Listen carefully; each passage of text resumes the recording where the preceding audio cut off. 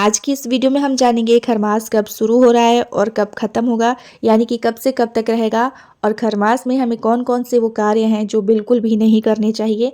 तो हेलो दोस्तों, आप सभी का स्वागत है हमारे यूट्यूब चैनल पर। दोस्तों, चैनल पर पहली बार आए हैं तो हमारी वीडियो पूरी देखिएगा। वीडियो यदि पसंद आती है तो लाइक और शेयर जरूर करिएगा। दोस्तों, खरमास जो है वो 15 दिसंबर 2024 से शुरू हो रहा है और ये 14 जनवरी 2025 यानी कि मकर संक्रांति जिस दिन है, जिसे कहीं कहीं खिचड़ी मेला यानी खिचड़ी पर्व के नाम से जाना जाता है, कहीं इसे संक्रांत के नाम से जाना जाता है, कहीं इसे उत्तरायण के नाम से भी जाना जाता है। तो खिचड़ी मेला के दिन यानी कि मकर संक्रांति के दिन खरमास जो है वो समाप्त हो जाएगा। तो एक बार आप लोग फिर से सुन लीजिए, 15 दिसंबर 2024 से शुरू हो रहा है खरमास और 14 जनवरी 2025 मकर संक्रांति को समाप्त हो जाएगा। तो देखिए इस दिन होता क्या है। देखिए इस दिन धनु संक्रांति भी है और सूर्य के मीन राशि में गोचर करते ही खरमास शुरू हो जाता है। और ज्योतिषी यानी कि ज्योतिष ग्रंथों में कहा गया है कि जब सूर्य मीन राशि में रहता है तब इन दिनों में किसी भी तरीके का कोई भी शुभ कार्य नहीं करना चाहिए।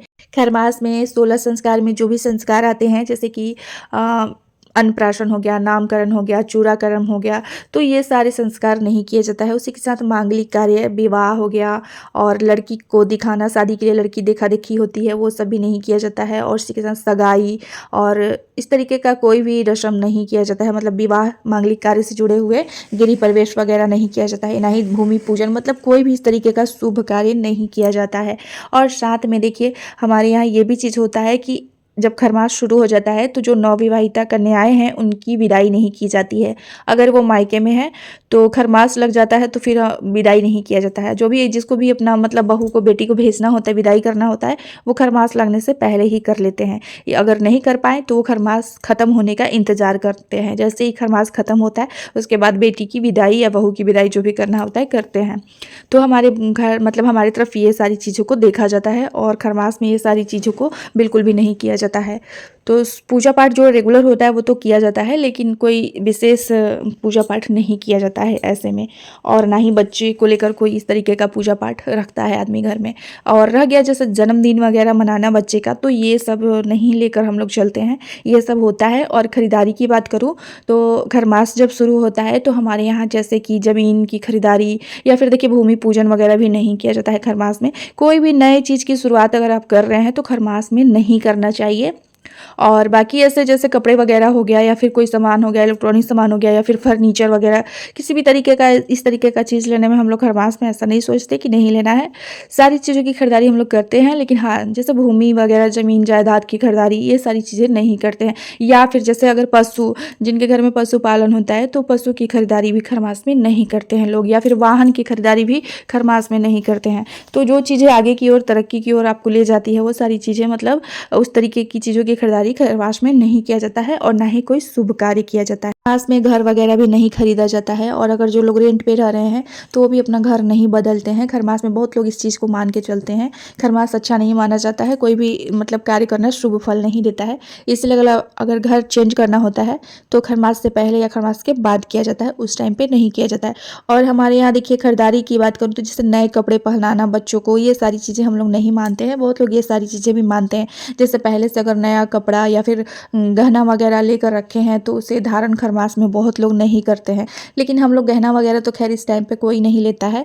जो भी लेता है उलेन शॉल, स्वेटर वगैरह यही सब लिया जाता है, चाहे वो बड़े लोग अपने लिए लेते हैं या फिर घर के बच्चों के लिए, क्योंकि बच्चों का हर साल छोटा होता है और खरमास जो है इसी टाइम पे हर साल आता है और 1 महीने के लिए आता है। तो ऐसे में बच्चों का क्या है कि नहीं हो पाता है, तो इतना हम लोग नहीं सोचते हैं। जो भी लाते हैं उसको एक बार धोकर और धारण कर लेते हैं हम लोग। तो कपड़े वगैरह के तो मामले में नहीं सोचते हैं। रह गया गहना वगैरह, तो गहना वगैरह तो ऐसा कुछ होता नहीं है। लेकिन हाँ, अगर आप इतना लेकर चलते हैं इन सारी चीज़ों को तो आप नई चीज़ों का धारण ना करें तो भी अच्छा होगा। जो आपके पास पहले से यूज की गई चीज़ें हैं उनका आप यूज कर सकते हैं। और खरमास में इन्हीं सब बातों का ध्यान रखा जाता है कि जैसे घर नहीं बदलना चाहिए, बेटी की विदाई नहीं करनी चाहिए, कुछ भी नया कार्य नहीं करना चाहिए और ज़मीन जायदाद से जुड़े कोई कार्य नहीं करने चाहिए। शुभ मांगलिक कार्य, बेटी का जैसे शादी के लिए लड़के को दिखाना, लड़की को दिखाना, ये सब भी नहीं करना चाहिए। और खरमास में जैसे बहुत लोग शादी के लिए बयाना देते हैं, मतलब जैसे दुकान पर जहाँ भी मतलब जो भी बुकिंग करते हैं तो बयाना वगैरह देते हैं।